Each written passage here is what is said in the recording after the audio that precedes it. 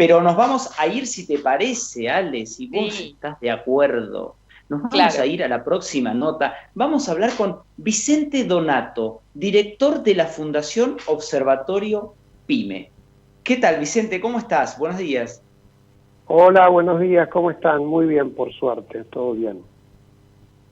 Bueno, están ahí analizando siempre desde el Observatorio PYME, la verdad que hacen un trabajo sensacional, pero ahora también, además de eso, y de que por supuesto vamos a hacerte algunas preguntas sobre ese tema, están con una conferencia que se viene ya, ¿no? ¿Querés contarnos un poquito de eso? Sí, antes que nada, muchas gracias por llamar y por darnos la oportunidad de comentarla.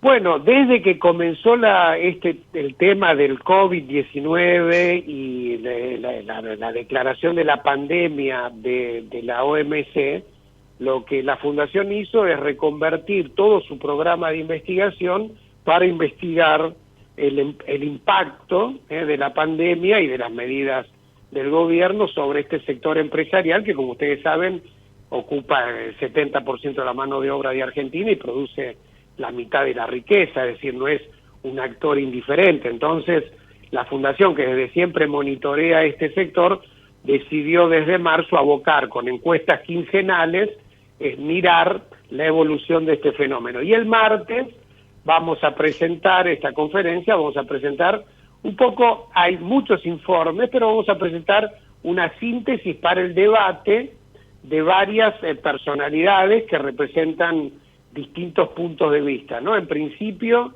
vamos a tener una mirada regional para ver el impacto regional con dos actores, un ministro de la Patagonia, de una provincia de la Patagonia, y un ministro y ahora diputado nacional del NEA y el NOA, es decir, del norte argentino, donde vamos a discutir y ver el impacto regional. Y después vamos a tener un bloque muy importante donde va a participar el profesor Patricio Bianchi. El profesor Patricio Bianchi es actualmente el presidente de la Comisión Italiana, es un profesor italiano, experto en política industrial, es el presidente de la Comisión Italiana para la apertura de las escuelas, de manera que nos va a contar un poco cómo es el panorama europeo, cómo es el panorama en Italia, de cómo está impactando y cuáles son las, digamos, tendencias que se visualizan para la post-pandemia.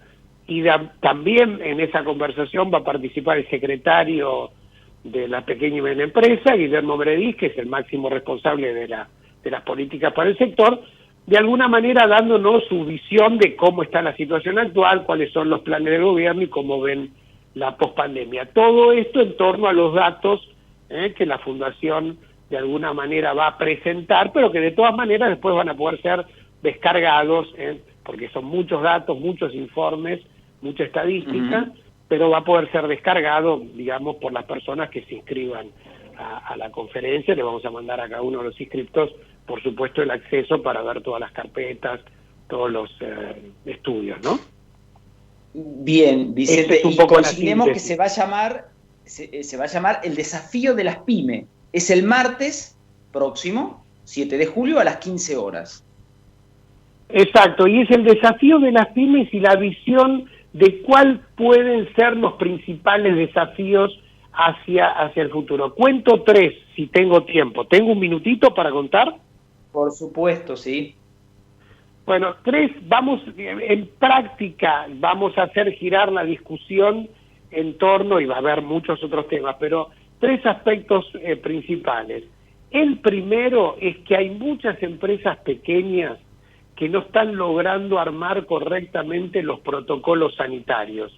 Las microempresas, un gran porcentaje, aproximadamente el 8% de las microempresas de todo el país, no están logrando abrir porque no logran estructurar los protocolos sanitarios por una cuestión de profesionalidad necesaria y de costos de reorganización del proceso productivo para poder establecerlo. De manera que ahí hay un tema que hay que atender, que la política pública tiene que atender, y ahí vamos a hacer algunas propuestas también de cómo enfrentar ese problema, pero es un tema. Hay 8% de las empresas que no están abriendo. Obviamente las más grandes no tienen ese problema y tal vez pueden dar una mano asistiendo a las más chiquitas en cuanto a reconversión.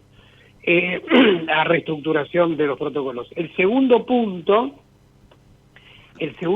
es que hubo, obligados por la situación, hubo muchos cambios en las condiciones de trabajo. Ustedes saben, suspensiones, temas de negociaciones, renegociaciones salariales, muchas cuestiones necesarias para que las empresas puedan sostener el empleo, ¿verdad? Y hubo muchos acuerdos con sus trabajadores. Algunos acuerdos fueron homologados por el Ministerio de Trabajo, otros acuerdos no fueron homologados. Y esos no homologados, a pesar de que hay un acuerdo con el trabajador, pueden ser un riesgo futuro de conflicto laboral o de gente, digamos, malintencionada que quiera aprovechar, digamos, esos huecos, digamos, legales para aumentar la conflictividad en las empresas. Y también hay un porcentaje de acuerdos que no se llegaron a establecer y ahí hay una tensión, de manera que hay un tema de potencial riesgo de conflicto laboral futuro que hay que atender, y la sociedad y los sindicatos y las organizaciones empresariales y el Estado tienen que atender, porque la apertura a esos conflictos dañaría aún más la posibilidad de sostenibilidad de las empresas y del empleo, ¿verdad? Entonces, eso hay que atenderlo. Y el último punto es la reestructuración de las empresas en la pospandemia para el teletrabajo, ¿verdad?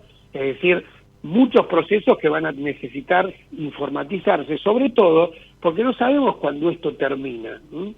De manera que por ahí tenemos que hacer etapas de apagado y encendido de la actividad productiva, porque puede haber rebrotes, aunque lo dominemos, eso estamos viendo en Europa, y entonces ahí la preparación para informatizar las empresas, el teletrabajo, es muy, muy importante que las empresas se organicen en el futuro, y para eso hace falta, obviamente, financiamiento, a través de los bancos, a través de las sociedades de garantías recíprocas, como SGRs, que me parece que son fundamentales para ayudar a las empresas a obtener financiamiento para esta reestructuración de largo plazo, ¿no? Esos son los puntos centrales. Bien. Pero después vamos a escuchar, obviamente, esa es la posición que lleva la Fundación, pero después vamos a escuchar el debate, que me parece que va a ser riquísimo. Bueno, bien, invitamos entonces a que no se pierdan ese debate y todo lo que se desarrolle en el desafío de las pymes. Repetimos, martes 7 de julio, es el martes ahora nomás, el martes próximo, a las 15 horas. Y por último, Vicente, te pregunto un poquito, sé que no nos vas a poder adelantar todo, obviamente por una cuestión de tiempo y por una cuestión de que están guardando para esta conferencia, pero ¿querés algún dato así que resalte entre todos, de los que el observatorio siempre desmenuza y son tan interesantes? Bueno, que te comentaba, el 8% de las microempresas no está pudiendo abrir porque no logra establecer el protocolo sanitario.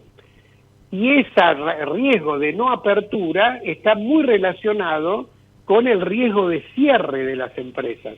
También hay un riesgo, justamente, no abrimos, no tenemos capital de trabajo, probablemente estamos evaluando cerrar. Entonces, hay un riesgo de no poder armar los protocolos y un riesgo de cierre de las empresas que están relacionados. Como te digo, ese es el 8%. Otro dato que te puedo anticipar es que para casi la mitad de las empresas el teletrabajo hoy, prácticamente ninguna persona podría desarrollar sus actividades en teletrabajo, porque son actividades productivas muy de base, difíciles, y entonces va a haber que reestructurar mucho el proceso productivo. Pero ese es otro dato que te doy. En el otro extremo, el 6% de las empresas probablemente puede todo su personal reorganizarlo en teletrabajo. En el medio hay muchas situaciones intermedias. Así que esos son datos estadísticos duros que van a ser presentados y que te los estoy anticipando.